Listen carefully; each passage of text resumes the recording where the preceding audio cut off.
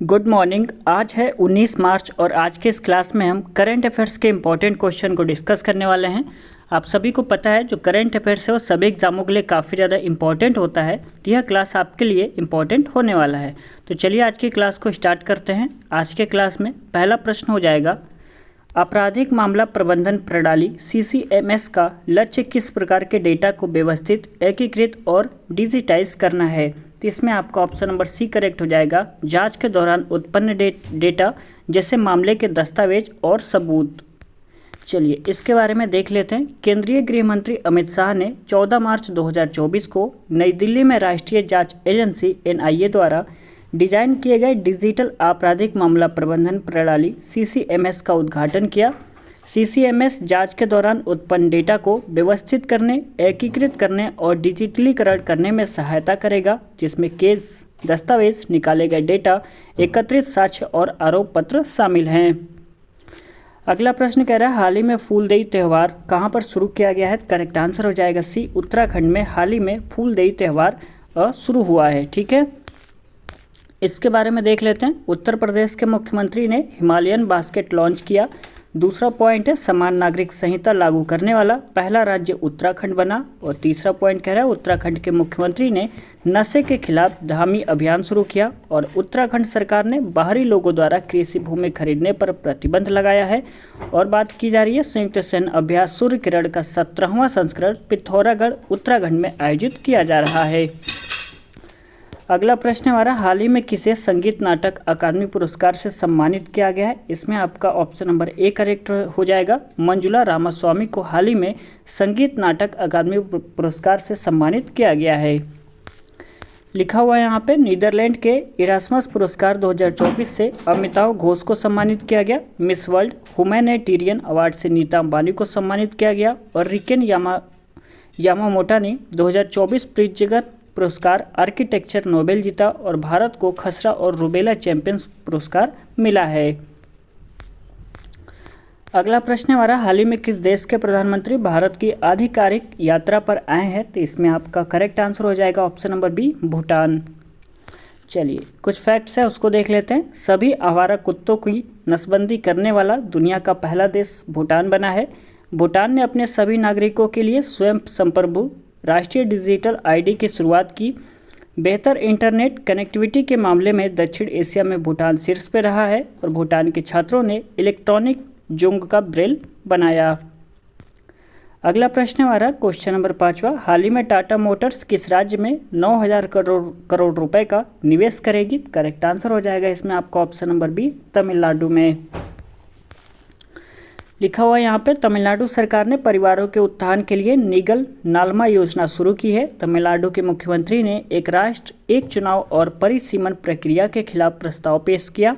आदिवासी महिला श्रीपति तमिलनाडु की सिविल जज चुनी हुई हैं। हुंडई और IIT मद्रास तमिलनाडु में हाइड्रोजन इनोवेशन वैली स्थापित करेंगे। और टाटा पावर ने तमिलनाडु में 70,000 करोड़ रुपए के निवेश की घोषणा की है। अगला प्रश्न है, हाल ही में किसे चंडीगढ़ का नया DGP नियुक्त किया गया है। करेक्ट आंसर हो जाएगा option number C, Surendra Singh Yadav को हाल ही में चंडीगढ़ का नया DGP नियुक्त किया गया है।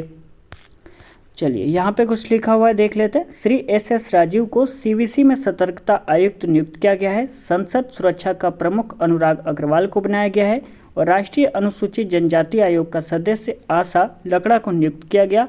और बैंक ऑफ इंडिया का गैरकारी अध्यक्ष MR कुमार को नियुक्त किया गया है। क्वेश्चन नंबर 7वां कह रहा है, हाल ही में पुरातत्वविदों ने कहाँ 1500 से अधिक कंकाल खोजे हैं। तो करेक्ट आंसर ए हो जाएगा, जर्मनी में खोजे गए हैं। चलिए इसके बारे में कुछ जान लेते हैं। जर्मनी के शोधकर्ताओं ने बाल्टिक सागर में लगभग 1 किलोमीटर लंबी पत्थर की दीवार की खोज की है। जर्मनी ने पोलैंड को हराकर यूनाइटेड कप 2024 का खिताब जीता। और जर्मनी ने दृष्टिबाधित लोगों को निशानेबाजी करने के लिए उपकरण विकसित किया। क्वेश्चन नंबर 8 कह रहा है, हाल ही में इसाक डार को किस देश का नया विदेश मंत्री नियुक्त किया गया है। तो इसाक डार को किस देश का नया विदेश मंत्री नियुक्त किया गया है, ये आपको बताना है। तो करेक्ट आंसर हो जाएगा ऑप्शन नंबर इसमें आपका बी करेक्ट रहेगा, पाकिस्तान का इन्हें हाल ही में विदेश मंत्री नियुक्त किया गया है। किसे, इसाक डार को। लिखा हुआ यहाँ पे, भारत और पाकिस्तान ने अपने परमाणु प्रतिवानों की सूची का आदान प्रदान किया? पाकिस्तान ने एडवांस रॉकेट सिस्टम फतेह सेकंड का सफल परीक्षण किया।